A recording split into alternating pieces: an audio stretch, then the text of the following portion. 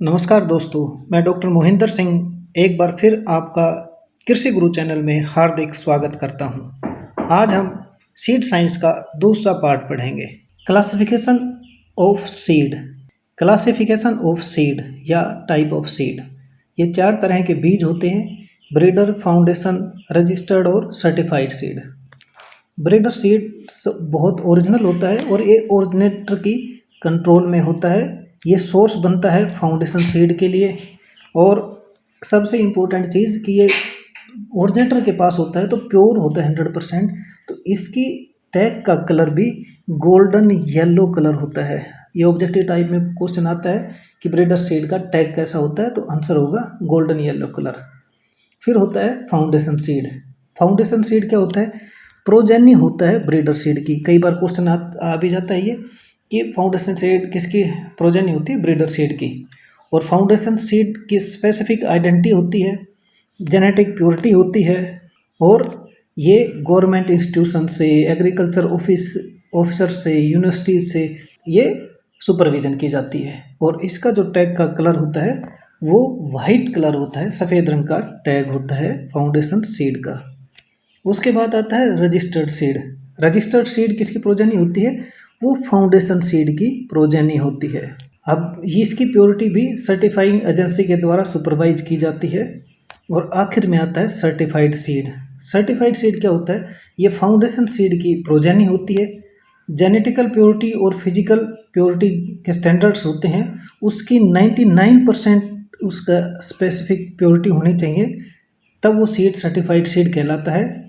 और certified seed का जो टैग होता है वो ब्लू कलर का होता है। और रजिस्टर्ड सीड जो होती है उसका जो टैग होता है वो पर्पल कलर का होता है। अब कई बार आप गए होंगे मार्केट में तो आपने सुना होगा ये सर्टिफाइड सीड है, ये TFL है या TLF बोलते हैं कई लोग। जब आप मार्केट गए होंगे तो आपने 2 टर्म खूब सुनी होंगी कि सर्टिफाइड सीड है, ये TFL सीड है, यानी ट्रूथफुल लेबल सीड है। तो सर्टिफाइड सीड किसे कहेंगे? सर्टिफाइड्स वॉलंटरल होते हैं, केवल नोटिफाइड्स वैरायटीज़ के लिए यूज़ किया जाता है। और ये मिनिमम सेटिस्फाइड फील्ड से होते हैं। और सीड स्टैंडर्ड और सीड सर्टिफिकेशन ऑफिसर और सीड इंस्पेक्टर इनके सैंपल ले सकते हैं। TFL सीड्स कौन से होते हैं? ये एप्लीकेबल होती है both notified as well as released variety, दोनों के लिए कंपलसरी होती है लेबलिंग TFL की। इनकी जो टेस्टिंग होती है वो चाहे फिजिकल प्योरिटी की हो, जर्मिनेशन की हो, सीड इंस्पेक्टर होता है SI, अकेला भी सैंपल ले सकता है, उनकी क्वालिटी की, सीड की क्वालिटी को चेक कर सकता है। आपने खूब सुना होगा डोरमेंसी या सीड डोरमेंसी। असल में सीड डोरमेंसी क्या होती है? सीड डोरमेंसी वो कंडीशंस होती है सीड की जो प्रिवेंट करती है उस सीड को जर्मिनेशन से। वो क्या कहलाती है? डोरमेंसी कहलाती है। वो किस कारण हो सकती है? वो टेम्परेचर के कारण भी हो सकती है, वो वाटर की अवेलेबिलिटी के कारण भी हो सकती है, वो लाइट के कारण भी हो सकती है, वो गैस के एक्सचेंज के कारण भी हो सकती है। उसके बहुत से कारण होते हैं जिससे कि जो सीड हमने डाल दिया होता है फील्ड में वो जर्मिनेट नहीं करता। अब इस जर्मिनेशन नहीं करता, इसके भी बहुत से कारण होते हैं या इसकी बहुत सी टाइप की डोरमेंसी हम कह सकते हैं। तो पहली है इनएट डोरमेंसी। इनएट का मतलब ये होता है सीड जर्मिनेट नहीं करता जब कि कंडीशन सूटेबल्स होती हैं। अब सीड जर्मिनेट नहीं करेगा, कंडीशन सूटेबल है तब भी, तो सबसे बड़ा कारण इसका क्या होता है कि जो एम्ब्रियो होता है वो इमैच्योर रह जाता है। तो इसका आंसर हाई इनएट डोरमेंसी में क्या होता है, क्यों जर्मिनेट नहीं होता? तो इमैच्योर एम्ब्रियो होता है जिसके कारण वो जर्मिनेट नहीं कर सकता। अब आती है इनफोर्स्ड या फोर्स्ड डोरमेंसी। अब इनफोर्स्ड का मतलब किसी बाहरी ताकत के कारण अगर कोई डोरमेंसी आती है या सीड जर्मिनेट नहीं करता तो वो क्या कहलाती है? Enforced dormancy. तो enforced dormancy, force from external body, external environment, ये इसका ऑब्जेक्टिव आंसर होगा। वो क्या क्या हो सकते हैं? वो हमने डोरमेंसी के कारण पहले भी पढ़े थे इन्वायरमेंट के। मॉइस्चर हो सकता है, ऑक्सीजन हो सकती है, लाइट हो सकती है, और सबसे इम्पोर्टेंट टेम्परेचर हो सकता है।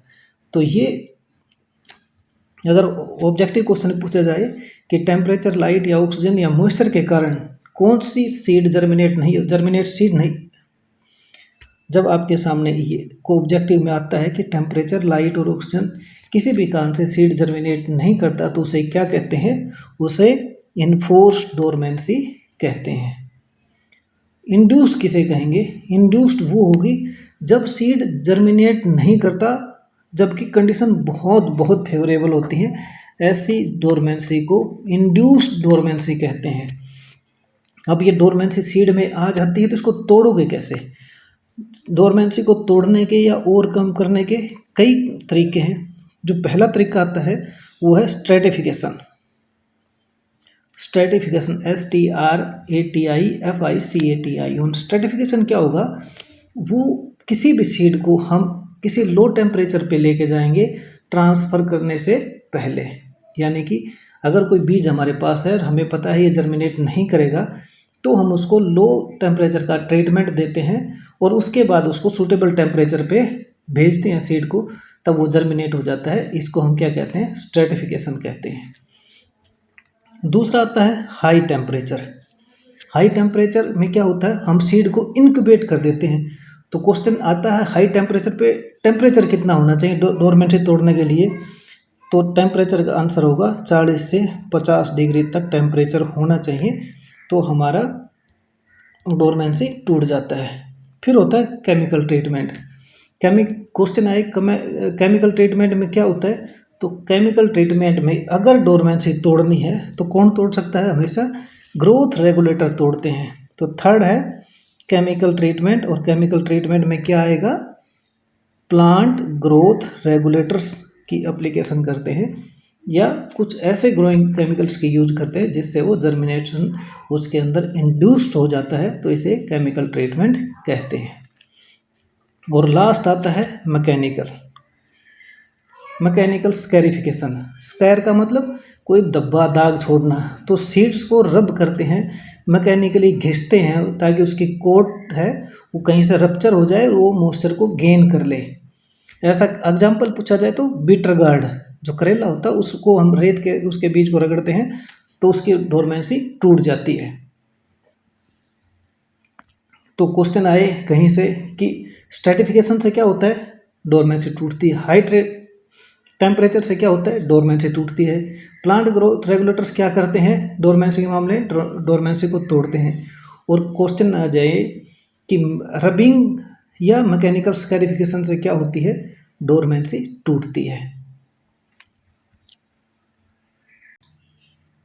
अब आपने सीड बेड भी तैयार कर लिया, आपके पास सीड भी अच्छी क्वालिटी का है कि आपको पता है ब्रीडर सीड है, वो फाउंडेशन सीड है या सर्टिफाइड सीड है, TFL सीड है। आपके पास सीड बहुत अच्छा है। उसके बाद आपने उसकी डोरमेंसी की दिक्कत भी ख़त्म कर दी, क्योंकि आपने अभी पढ़ लिया कि 4 तरीके से डोरमेंसी टूट सकती है। अब आती है कि सीड रेट कितना होना चाहिए। तो सीड रेट किस लिए ज़रूरी होता है? सबसे इम्पोर्टेंट पैरामीटर होता है सीड पॉपुलेशन का जानने का, कि ऑप्टिमम पॉपुलेशन जो होती है वो इसी से पता चलती है कि सीड रेट कितना होगा। अब ऑप्टिमम पॉपुलेशन कोई कुछ पूछ ले क्या होता है, तो यह ऑप्टिमम प्लांट पॉपुलेशन किसे कहेंगे कि प्लांट्स पर यूनिट एरिया क्या कहलाती है? वो प्लांट पॉपुलेशन कहलाती है। और जैसे जैसे प्लांट पॉपुलेशन रहेगी वो वैसा वैसा यील्ड पे फर्क डालेगी। तो सीड रेट कैलकुलेट करने के लिए हमें किस चीज़ का पता होना चाहिए? सबसे पहले हमें टेस्ट वेट का पता होना चाहिए। टेस्ट वेट क्या कहलाता है?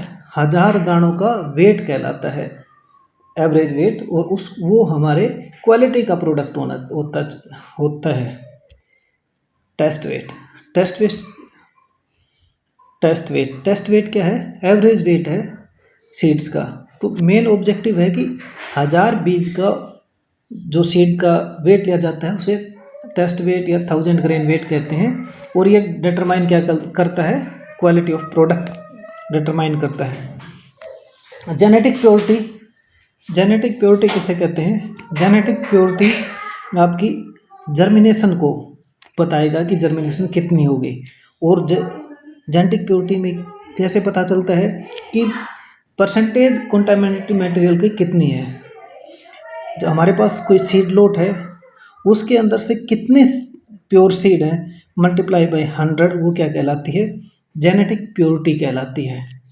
और जेनेटिक प्योरिटी क्या है, प्लांटिंग के प्रोपिगेटिव मटेरियल की यील्ड को डिसाइड करेगी, क्योंकि जितना ज़्यादा जेनेटिकली प्योर होगा उतनी ज़्यादा वो क्या दे पाएगा, पोटेंशियल यील्ड दे पाएगा। जितनी ज़्यादा पोटेंशियल यील्ड होगी उतना ही इकोनॉमिक रिटर्न होगा किसान को। फिर आता है जर्मिनेशन। जर्मिनेशन का जर्मिनेशन परसेंट। अब जर्मिनेशन परसेंट ये डिसाइड करेगा कि आपके पास कितने आपने सीड रेट लिया उसमें से कितने जर्मिनेट करेंगे। तो इसका मतलब ये क्या टेस्ट है, एक किस्म से वाइबिलिटी टेस्ट है कि कितने वाइबल सीड्स उसके अंदर होंगे। तो ये कैसा पता चलता है कि टोटल सीड्स उसमें से कितने जर्मिनेट हुए मल्टीप्लाई बाय 100, ये जेनेटिक परसेंटेज होती है। और उसके बाद आता है सीड रेट। सीड रेट किस बात पे डिपेंड करेगा कि हमें number of plants per unit area कितने की ज़रूरत पड़ेगी, तो उसी हिसाब से हम सीड रेट लेंगे। तो केजी सीड्स पर हेक्टेयर जिसकी रिक्वायरमेंट होती है वह प्लांट पॉपुलेशन पर हेक्टेयर कि हमें एक हेक्टेयर में कितने प्लांट चाहिए, multiply by number of seeds पर मीटर स्क्वायर कि एक वर्ग मीटर में कितना बीज चाहिए हमें। और टेस्ट वेट जो सबसे ऊपर था, टेस्ट वेट क्या था, 1000 दानों का वेट डिवाइडेड बाय 10,000। 10,000 का मतलब एक हेक्टेयर। जर्मिनेशन परसेंटेज का 100 कि कितने, सो हमने अभी ऊपर देखा था जर्मिनेशन परसेंटेज किस बात पे कि टोटल सीड में से कितने जर्मिनेट हुए, वो क्या आती है, जर्मिनेशन परसेंटेज आती है। उसको 100 से गुना कर देते हैं तो हमारे पास सीड रेट आ जाता है। Method of sowing. असल में मेथड ऑफ सोइंग पे क्वेश्चन आता है। मेथड ऑफ सोइंग क्या है, तो सबसे आसान आंसर है कि मेथड ऑफ सोइंग एक आर्ट है। आर्ट किस चीज़ की है कि ये रो टू रो और प्लांट टू प्लांट डिस्टेंस को, स्पेसिंग को मेंटेन करता है। और जो डिस्टेंस रो टू रो और प्लांट टू प्लांट मेंटेन होती है, इसी से क्या निकलती है, ऑप्टिमम प्लांट पॉपुलेशन। और ऑप्टिमम प्लांट पॉपुलेशन किसी भी फील्ड की यील्ड और उससे होने वाले एडवांटेजेस को निर्धारित करती है। तो कई तरह से हम सोइंग कर सकते हैं। ब्रॉडकास्टिंग सबसे पुरानी पद्धति है, सबसे कम समय एसेस्ट लेती है, लेकिन इसका फ़ायदा क्या हो, नुकसान क्या है कि इसमें बड़ा पुअर और इर्रेगुलर जर्मिनेशन होती है। तो फ़ायदा क्या है, टाइम सेविंग है, एनर्जी सेविंग है। नुकसान क्या है कि पुअर जर्मिनेशन है और इर्रेगुलर जर्मिनेशन है। तो इनमें से चारों में से कुछ भी आए तो मेरे ख्याल में आप लोगों को और ज़्यादा पढ़ने की ज़रूरत नहीं है, इसी में आ जाता है। डिबलिंग क्या होगी, डिबलिंग किसी न किसी इम्प्लीमेंट से, टूल से की जाती है। डिबल का मतलब छेद करके रखना, कोई प्रॉपर स्पेसिंग करके उसके अंदर सीड अप्लाई करते हैं उसी स्पेस में। वो डेप्थ भी फिक्स होती है और उसकी दूरी भी फिक्स होती है। और ऐसे इंस्ट्रूमेंट को हम क्या कहते हैं, डिबलर कहते हैं। तो चाहे डिबलर पूछ ले या फिक्स स्पेसिंग हो, फिक्स डेप्थ हो, हमेशा वो किस में आती है, डिबलर से आती है। और उस पद्धति को क्या कहते हैं, उस क्रिया को डिबलिंग कहते हैं। उसके बाद आती है हमारे ड्रिलिंग। ड्रिलिंग हम सब ने देखी होगी, ट्रैक्टर ऑपरेटेड मशीन और एनिमल ऑपरेटेड मशीन। तो इसका क्या काम है, अगर क्वेश्चन आता है कि proper depth, proper spacing, uniform germination किस में आता है, तो आप इसका आंसर दोगे ड्रिल। और ड्रिल आ जाए कोई ऐसा टूल या मशीन का नाम बताओ जो सीड और फर्टिलाइज़र एक साथ दे देती है, तो वो भी क्या होती है, ड्रिलिंग मशीन होती है। और उसको सीड गम फर्टिलाइज़र ड्रिल भी बोलते हैं। Behind the local flow. जब लोकल फ्लो से आप सोइंग करते हैं तो दो तरीके से हो सकती है। एक तो होती है कैरा विधि और एक होती है पोरा विधि।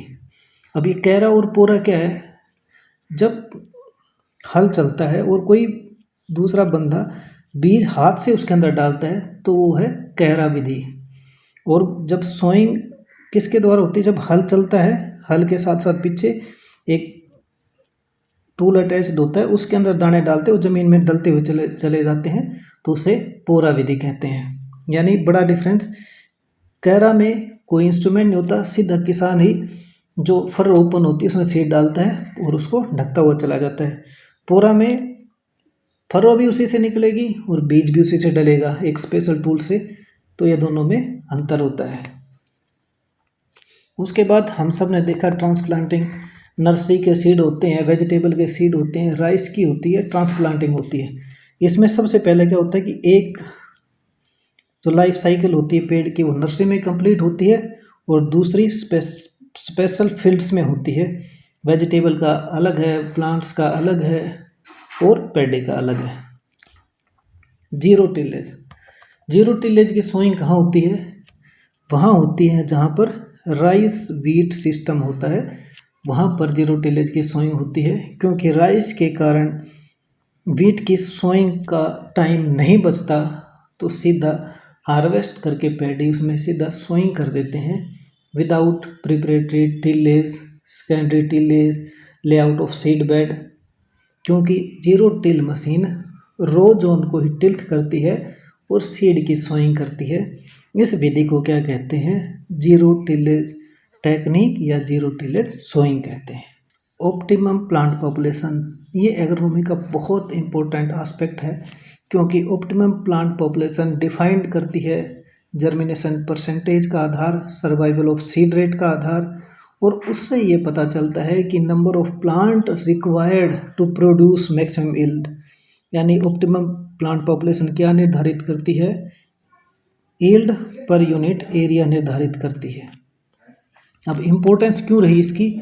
क्योंकि फाइनल प्लांट पॉपुलेशन ही यील्ड को निर्धारित करेगी कि प्लांट पॉपुलेशन कितनी है। दूसरा क्या होगा कि जितने ज़्यादा प्लांट पॉपुलेशन या कम प्लांट पॉपुलेशन रहेगी, उतना ही वो ग्रोथ फैक्टर्स को, न्यूट्रेंट्स को हार्वेस्ट करेगी या छोड़ेगी। और हार्वेस्ट करेगी या छोड़ेगी, ये अल्टीमेटली क्या डिसाइड करेगा? यील्ड करेगा डिसाइड, और रिटर्न्स डिसाइड करेगा कि उस खेत से कितनी यील्ड आएगी, कितना रिटर्न मिलेगा किसान को।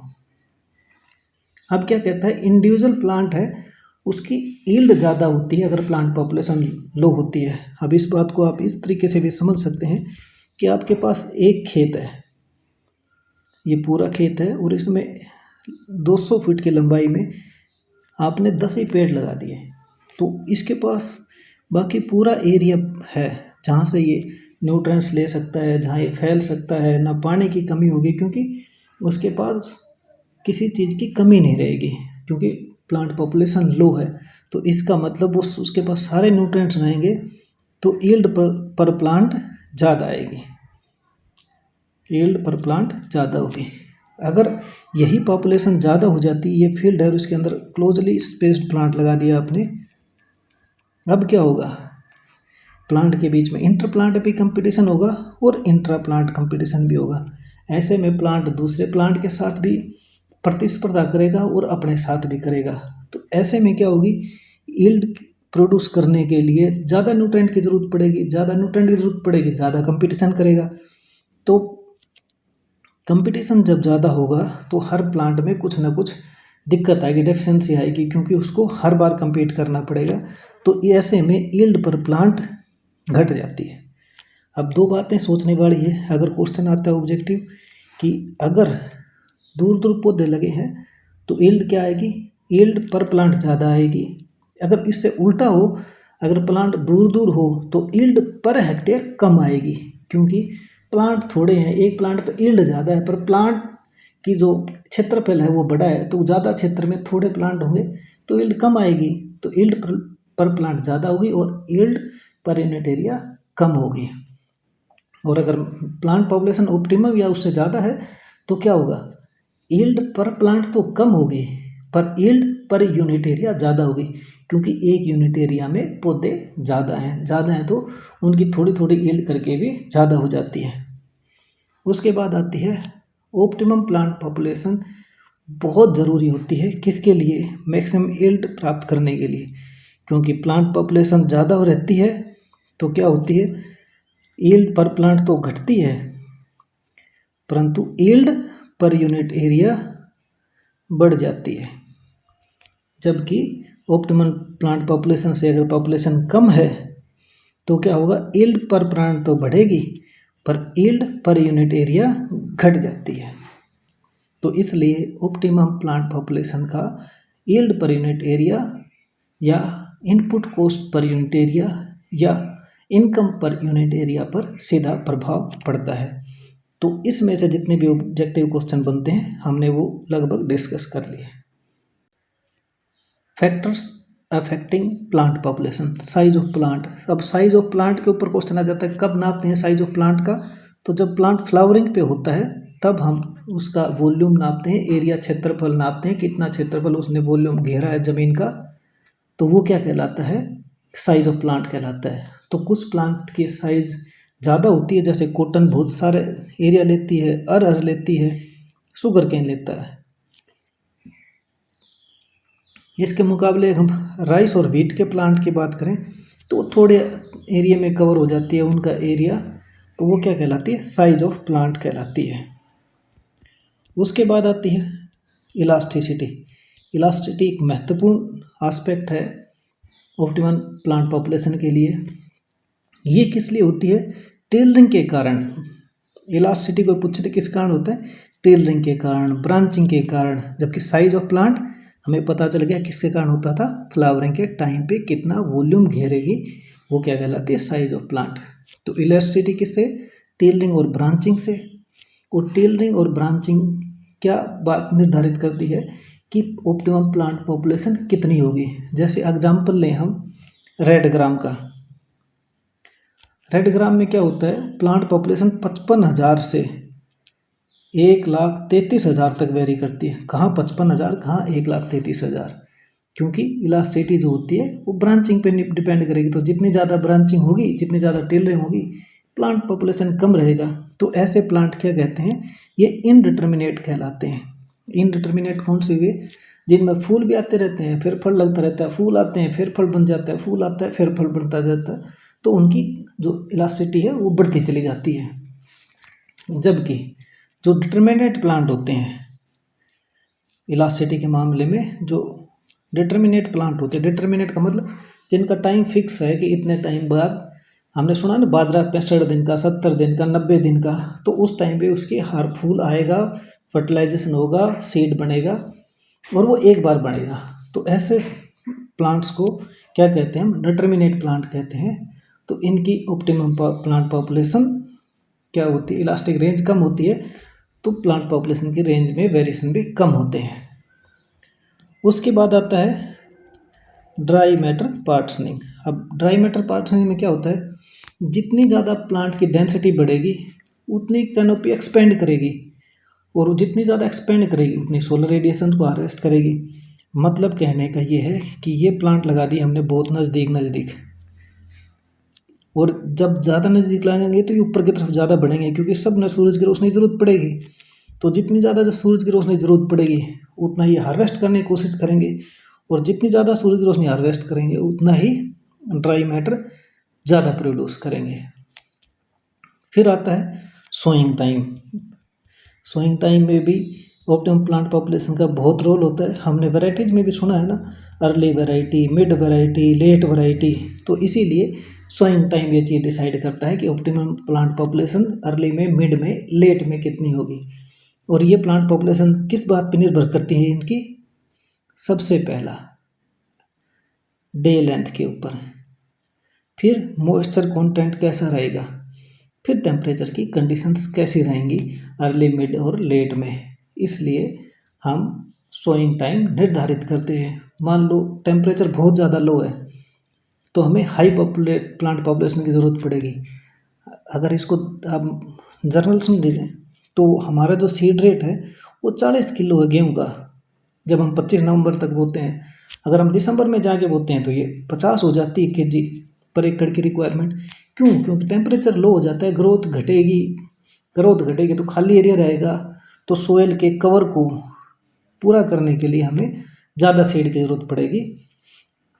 तो वो सोइंग टाइम इसकी क्या करेगा? प्लांट की इलास्टिसिटी को डिफाइन करेगा, निर्धारित करेगा। उसके बाद आती है वाटर की अवेलेबिलिटी। आपने सीड की बिजाई करनी है या बिजाई करने के बाद आगे इरिगेशन देता है, वो किस पे डिपेंड करेगा? वाटर की अवेलेबिलिटी पर। आपको यूँ पता चलता है कि कंडीशंस रेन फेड है, तो अब ज़्यादा प्लांट तो लगा नहीं सकते। क्वेश्चन आ जाए कि रेनफेड कंडीशन में प्लांट पॉपुलेशन कैसी होगी, आप आंसर देंगे लो। अगर इरिगेटेड है तो प्लांट पॉपुलेशन कैसी रहेगी, हाई। तो ये इसका आंसर हुआ। ये ऐसा क्यों हुआ कि अगर प्लांट पॉपुलेशन हम रेनफेड में ज़्यादा कर देते हैं तो हमें ज़्यादा मॉइस्चर की ज़रूरत पड़ेगी, क्योंकि ज़्यादा ट्रांसपिरेशन की ज़रूरत पड़ेगी। हाई प्लांट पॉपुलेशन कहाँ हम रिकमेंड करेंगे, जहाँ इरिगेटेड कंडीशंस हो या जहाँ एवरेज रेनफॉल बहुत ज़्यादा हो, वहाँ क्या करेंगे, ज़्यादा प्लांट पॉपुलेशन को रिकमेंड करेंगे या उसकी इलास्टिसिटी को डिफाइन करेंगे। अब फर्टिलाइजर एप्लीकेशन, आपका एरिया रेनफेड है, पानी है ही नहीं आपके पास, ज़मीन अनफर्टाइल है, तो हम क्या करेंगे, प्लांट पॉपुलेशन लो रखेंगे। प्लांट पॉपुलेशन लो रखेंगे तो न्यूट्रेंट का अपटेक भी कम होगा, अपटेक कम होगा तो न्यूट्रेंट की सप्लाई भी करना पड़ेगा। और इसका उल्टा है, अगर आपके पास सोयल अच्छी है, फर्टाइल है, तो हमें न्यूट्रेंट की एप्लीकेशन भी ज़्यादा करनी पड़ेगी। इसीलिए अगर आपने पढ़ते हैं तो रेनफेड के लिए पैकेज ऑफ प्रैक्टिस में चेंज होता है और इरिगेटेड के लिए चेंज होता है। फिर आता है सीड रेट। सीड रेट क्या है, quantity of seed per unit area जिसकी हमें ज़रूरत पड़ती है। वो सेम वैरायटी अगर अलग अलग कंडीशंस में बोई जाती है या अलग अलग टाइम पीरियड में बोई जाती है या अलग अलग सोयल्स में बोई जाती है तो सीड रेट अलग अलग हो जाता है। अब सीड रेट जो है, ब्रॉडकास्टिंग की बात करें मेथड में, तो हमेशा ब्रॉडकास्टिंग में ज़्यादा सीड लगेगा, लाइन सोइंग में कम लगेगा, डिबलिंग में और कम लगेगा और ट्रांसप्लांटिंग में और कम लगेगा।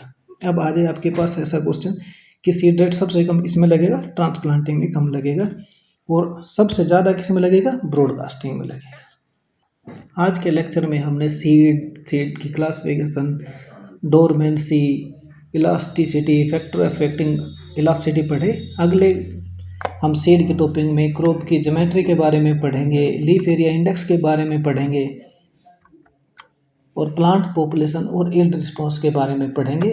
इसके साथ हमारा जो सीड से संबंधित क्वेश्चन है वो लगभग सारे पूरे हो जाएंगे। हम जल्दी ही आपके साथ लौटेंगे, हम जल्दी ही आपके पास लौटेंगे। तब तक आप स्वस्थ रहिए, खुश रहिए, मुस्कुराते रहिए। नमस्कार, धन्यवाद।